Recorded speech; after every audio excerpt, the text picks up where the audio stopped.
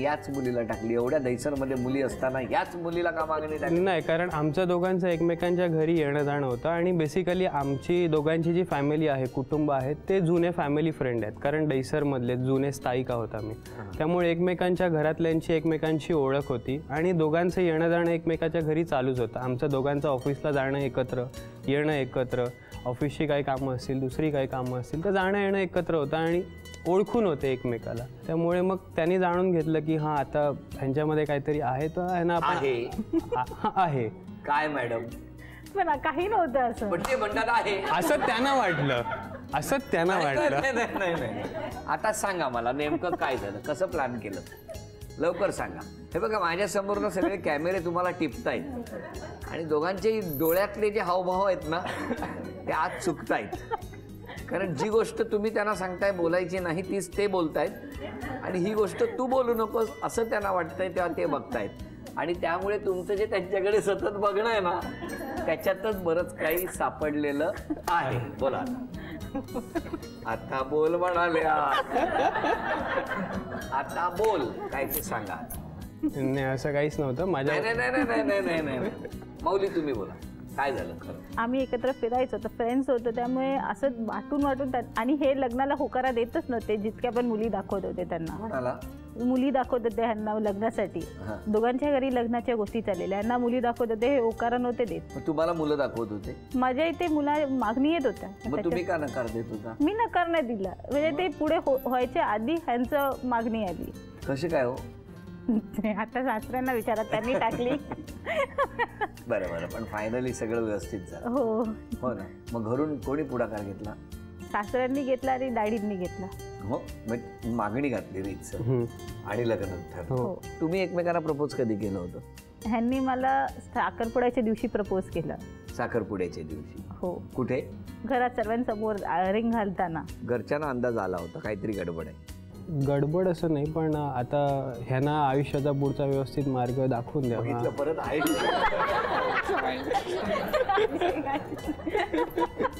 त्यांना आयुष्याचा पुढचा मार्ग दाखव. आयुष्य या विषयावरती तुम्ही जे काय अडकलेले आहात ना मला गलबलतं. नाही, पण चांगलं आहे, खूप चांगलं म्हणतात. बरोबर. या अशाच गप्पा सुरू असताना आता किती वर्ष झाली लग्नाला पटकन सांगा? 5 महिने.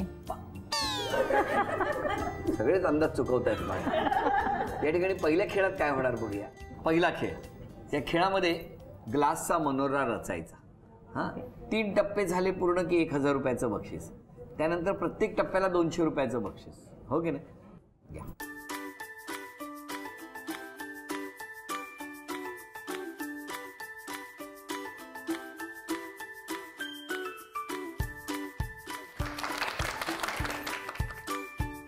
एक 1200, 1400,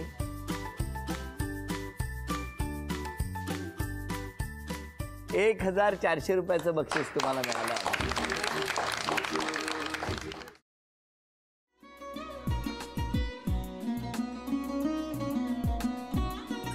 लावू का?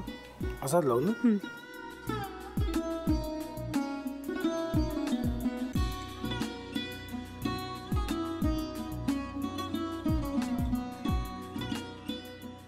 आता काय करायचंय? आता आपण ड्राय स्टफिंग दुसरं काय करणार आपण? आपण ह्याच्यात मेयोनीज न टाकता बाकीचे सगळे साहित्य टाकायचे. अच्छा, हे सगळं. ऋतू, माझा तर विश्वासच बसत नाहीये. म्हणजे अगं बहिणी आमचं लग्न व्हावं म्हणून किती प्रयत्न करत होती आणि ते सगळं करताना ती शिवच्या आम्हाला माहिती पुरवते. नाही, मला नाही वाटत. गौरी खूप चांगली असतो म्हणून तुला सगळं जगत चांगलं दिसतं, पण शिव उगाच बोलला असेल का? त्याच्यावर विश्वास नाहीये का तुझा? शिववर पूर्ण विश्वास आहे मी तुम्हाला, पण तो आता हे जे काही करतोय ना, म्हणजे निशा बहिणी समोर त्या राधिका सोबत फिरण्याचं नाटक वगैरे, ते त्याचा काही उपयोग होणार नाहीये. अगं असं कसं म्हणतो?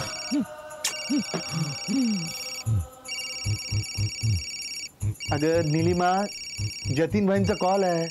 हो माहितीये. रिसीव कर ना. अगं बघ, कट झाला. आता तू रिसीव केला नाहीस म्हणून ते मला करतील. अब पुन्हा आला बघ. घे बघू. हे एक ना एक दिवस घडणारच होतं. आता मला कळलं तुम्ही 2 दिवस झाले काय सांगत होता ते. बनू हे संकेत असतात आणि हे ठरवून येत नसतात. मी बाहेर तुमची वाट बघते.